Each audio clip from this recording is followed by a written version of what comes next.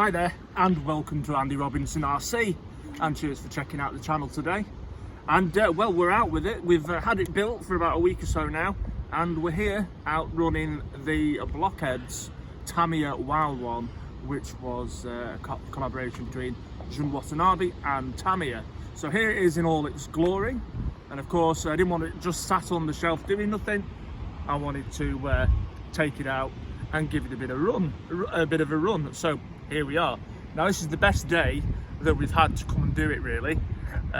It's not too windy and, well, it's a bit wet, but we're gonna run it, else we'll never get it done.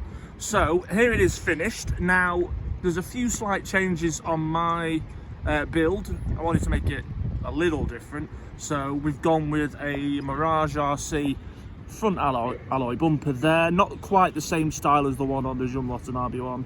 I like this one. It's a bit less, it's a bit more subtle. And we've just gone for odd details. I've gone back just to 2 yellow light buckets on rather than the 4 on the box art. I prefer it with 2. Just some nice little black wheel nuts to make it stand out a bit more. And then what else did I do to it? Yes, instead of the kit tyres, we've got Tamiya egress rear tyres on this. I wanted a more aggressive looking tyre. And we're also running the higher gearing, so it's got the 18-tooth pinion in and a core 21 turn motor, which ties in nicely with the blue on the car. So we're going to give it a bit more of a run. Now I'm not entirely sure, I say this a lot, how charged the battery is, because I have this in a car that I was using for racing and I've not run it out yet, but we'll give it a go and see what it's like. The grass is wet, so I don't think we'll get great turning lock, because I think the front tyres will slip. What else can I say? Yes, if you're going to build one of these, or any Wild One, in the gearbox I made a bit of a mistake when I was building mine. There's 3 little 850 bearings that go in the diff, and one sits in the centre of it, and I missed it out. And when I built it and took it out for a drive, it was slipping everywhere, and I thought at first that I'd not put the grub screw on the pinion gear properly. It was just losing drive. Anyway, I opened it up and I realised I'd missed a bearing in the centre of the diff, so do remember to put that on. Also as well, if you can see here where the rear trailing arm fixes to the chassis, it's dead easy to get the threads crossed on the screws, and I managed to do that slightly on one, but I got it sorted, but it's easy to do. So yeah, other than that, there we go, that is it. Oh, actually I've just noticed as well, when you're building this up, if you see there, you've got the steering knuckles. These aren't the usual white ones, and I actually bought some black carbon reinforced ones for this, and lo and behold, in the kit it actually includes the carbon reinforced ones. So I've put the ones I bought on, but I'm going to use the spare ones now in a different kit, but I thought that was quite a nice touch. Anyway, there it is. It looks absolutely stunning. One of the best looking kits Tamiya have brought out this year. Oh yeah, as well, I've also put my own racing numbers on instead of the 126 on the box art. I've got number 52 on. Anyway, I think we'll put this down now and we'll give it a bit more of a run, and then I'll be off home to clean it out. Anyway, let's give it a bit of a bash.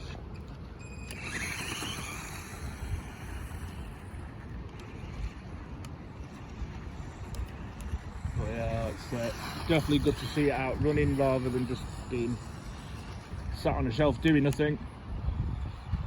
I'll just have to clean it up afterwards. I didn't want to take it anywhere with massive jumps or anything, because I still want to keep it in good nick, but I do want to use it.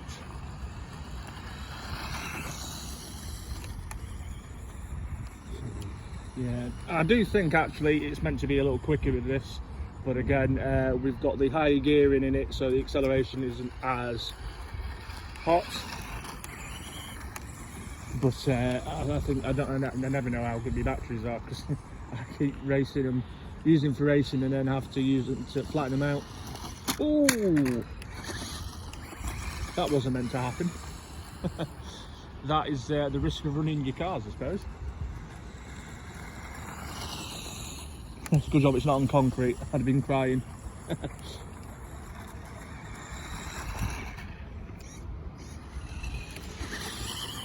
But yeah, I think it looks great. Definitely one of the best releases this year. So we'll bring it back. Oh, look at that for parking. So there you go, that is, despite me rolling it expertly, that is the Tamiya Blockhead Motors Wild One. And don't forget, they are bringing out the original Wild One very shortly as well. Anyway, I hope you like that. I think it's absolutely awesome, and if you get a chance to get one, make sure you do. It's a brilliant looking model. Right, okay, so again, thanks for tuning in, checking out this video. It's much appreciated, and be sure to subscribe if you haven't already.